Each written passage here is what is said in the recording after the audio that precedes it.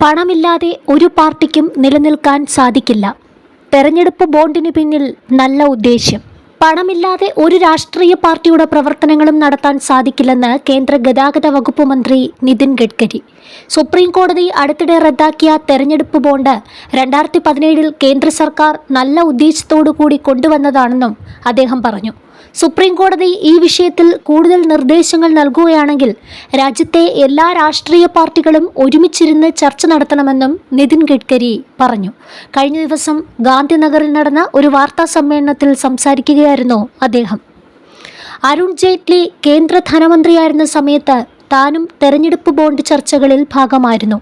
പണമില്ലാതെ ഒരു പാർട്ടിക്കും നിലനിൽക്കാൻ സാധിക്കില്ല. ചില രാജ്യങ്ങളിൽ സർക്കാരുകൾ തന്നെ രാഷ്ട്രീയ പാർട്ടികൾക്ക് പ്രവർത്തിക്കുന്നതിനാവശ്യമായ പണം നൽകുന്നുണ്ട്. എന്നാൽ ഇന്ത്യയിൽ അതുപോലൊരു വ്യവസ്ഥയില്ല.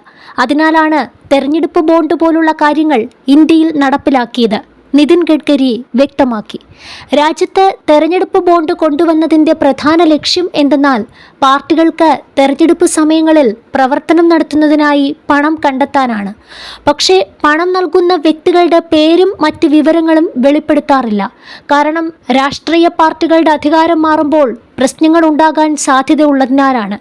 ഒരു മാധ്യമ സ്ഥാപനത്തിന് പോലും അവരുടെ പ്രവർത്തനങ്ങൾ ചെയ്യുന്നതിനുള്ള പണത്തിനായി ഒരു സ്പോൺസർ അത്യാവശ്യമാണ്. അതുപോലെ തന്നെയാണ് രാഷ്ട്രീയ പാർട്ടികളുടെ അവസ്ഥയും. നിങ്ങൾ സത്യാവസ്ഥ മനസ്സിലാക്കേണ്ടതുണ്ട്. കൂടുതൽ സുതാര്യത കൊണ്ടുവരാനാണ് സർക്കാർ തെരഞ്ഞെടുപ്പ് ബോണ്ട് കൊണ്ടുവന്നത്. ഞങ്ങളുടെ ഉദ്ദേശ്യം നല്ലതാണ്. സുപ്രീം കോടതി ഇനിയും ഈ വിഷയത്തിൽ എന്തെങ്കിലും പോരായ്മകൾ കണ്ടെത്തുകയാണെങ്കിൽ എല്ലാ പാർട്ടികളും ഏകകണ്ഠമായി ഒരുമിച്ചിരുന്ന് തീരുമാനമെടുക്കണം. നമ്മുടെ രാജ്യത്തെ എല്ലാ പാർട്ടികളും പ്രവർത്തനങ്ങൾക്ക് സുതാര്യമായ രീതിയിൽ പണം കണ്ടെത്തേണ്ടതുണ്ട്. പണമില്ലാതെ ഒരു പാർട്ടിക്കും പ്രവർത്തനങ്ങൾ നടത്താൻ സാധിക്കില്ല, അദ്ദേഹം വ്യക്തമാക്കി. ഏപ്രിൽ മെയ് മാസങ്ങളിൽ നടക്കാൻ പോകുന്ന ലോക്സഭാ തെരഞ്ഞെടുപ്പിന് മുന്നോടിയായാണ് സുപ്രീം കോടതി തെരഞ്ഞെടുപ്പ് ബോണ്ട് റദ്ദാക്കിയത്. ഇത് ഭരണഘടനാപരമായി ജനങ്ങളുടെ അഭിപ്രായ സ്വാതന്ത്ര്യത്തെയും വിവരാവകാശത്തെയും ഹനിക്കുന്നു എന്നായിരുന്നു സുപ്രീം കോടതിയുടെ പരാമർശം. ഇതോടെ സ്റ്റേറ്റ് ബാങ്ക് ഓഫ് ഇന്ത്യ രാഷ്ട്രീയ പാർട്ടികൾക്ക് തെരഞ്ഞെടുപ്പ് സമയങ്ങളിൽ ലഭിച്ച പണത്തിൻ്റെ വിവരങ്ങൾ ഇലക്ഷൻ കമ്മീഷന് കൈമാറിയിരുന്നു.